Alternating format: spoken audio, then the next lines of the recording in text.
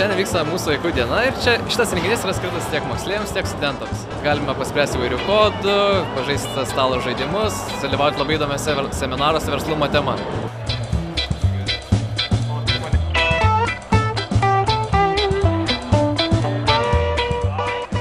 Būtent mes vaikų dienoje mankštinam savo protą ir pagrindinis jau antrus metus iš eilės žaidimas yra kodai. Šiemet įtraukiam ir studentus. Ir būtent studentų šiemet pagrindinis prizas yra 300 litų ir laimi vienintelis studentas, jis sprendė teisingai pirmasis.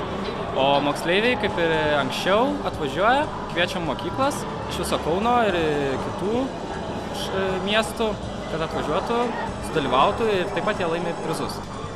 Sprendžiam įvairias užduotis, bandom atsakyti klausimus ir galvosūkius. Galvosūkiai, kodai, įvairios informatikos, matematikos, fizikos tokios žinios. Įdomu kol kas.